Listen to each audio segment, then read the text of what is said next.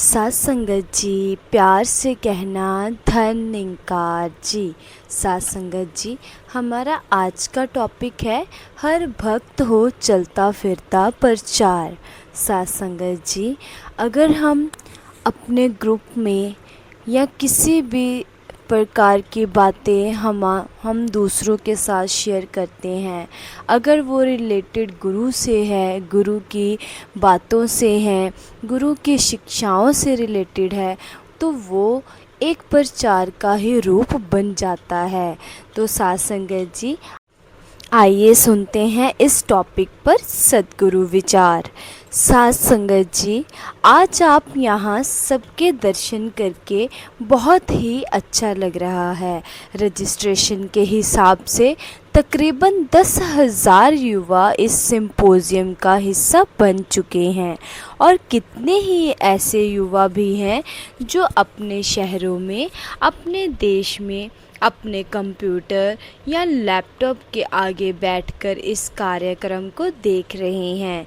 निरंकार प्रभु सब पर कृपा बनाए रखे और यह उत्साह लाभकारी हो। यह निरंकार हमारे अंग संग है, यह एहसास बना रहे, ताकि ऐसा कोई काम ना हो जिससे हम अपने जीवन में ब्रह्म ज्ञानी होने का दर्जा खो बैठे। कोई ये कहे या ना कहे कि यह तो ब्रह्म ज्ञानी था, तो इससे ये गलती कैसे हो सकती है।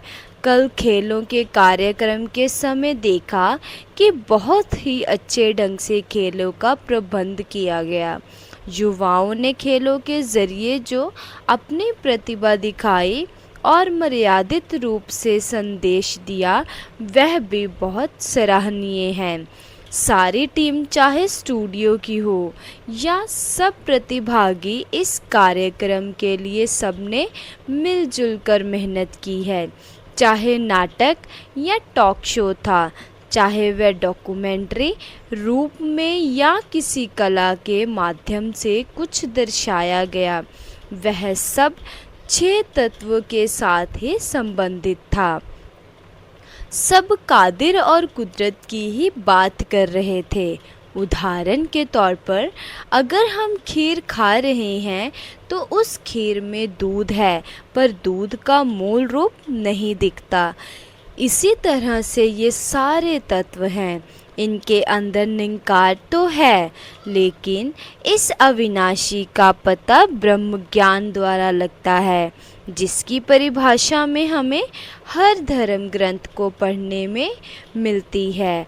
बिना समय गवाए निरंकार का ज्ञान लेकर इस आत्मा को निरंकार के साथ होने का पल पल एहसास कराना है, तभी लोक सुखी पर लोक सुहेला वाली बात होती है। यह जीते जी जो पता चल जाता है कि मृत्यु के बाद इस निरंकार में लीन होना है, यह ब्रह्म ज्ञान ही है जो जन्म मरण के चक्कर से काट देता है। आप सबने इस कार्यक्रम को बहुत अच्छी तरह से ऑर्गेनाइज यानी कि व्यवस्थित किया और प्रतिभागी रूप में भी जैसे निर्देश थे उसी तरह मर्यादा में रहकर पूरा ध्यान दिया। इस दौरान किसी ने भी अपने फ़ोन का प्रयोग नहीं किया। जवानों के कुछ सवाल थे जिनका मिलजुल कर अनुभवी संतों द्वारा उत्तर दिया गया।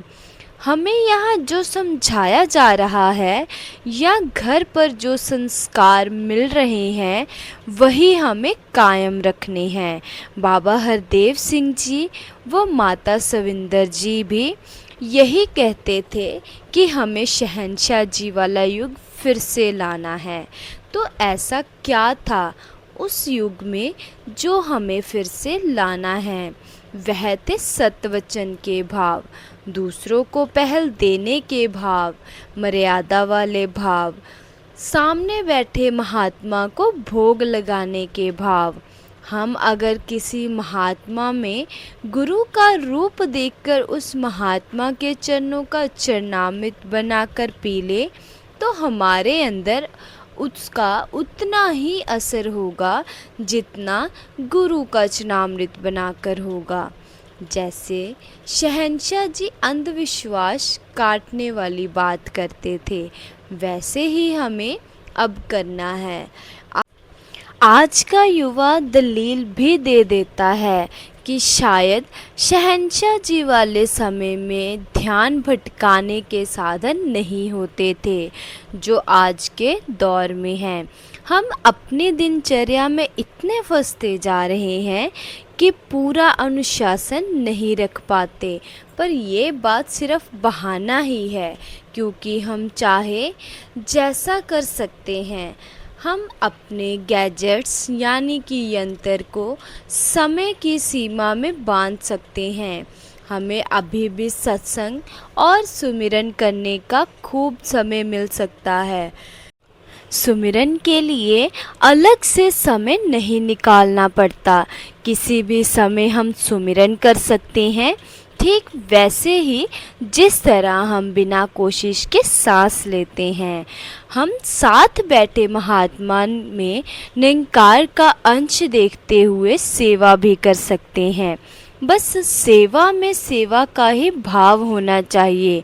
हमारी बोलचाल, हाव भाव, कर्म काज किसी को दिखाने के लिए ना हो, बल्कि हमारा व्यवहार व स्वभाव ही ऐसा बन जाए कि जब दुनिया हमें देखे, चाहे युवा हो, बड़े हो या छोटे हो, वे यही कहेंगे कि ये इंसान कुछ तो अलग है। हमारा जीवन ही किसी को सत्संग और निरंकारी मिशन से जोड़ने का कारण बन जाए। तो साथ संगत जी, अगर आपको इस विचार, इस टॉपिक से कुछ सीखने को मिलता है, कुछ चेंजेस आपकी ज़िंदगी में आती हैं, तो प्लीज़ इस वीडियो को लाइक, शेयर एंड कमेंट करके ज़रूर बताना। दासी को बहुत खुशी मिलेगी। आप जी अपना आशीर्वाद, प्यार बनाए रखना जी। प्यार से कहना, धन निरंकार जी।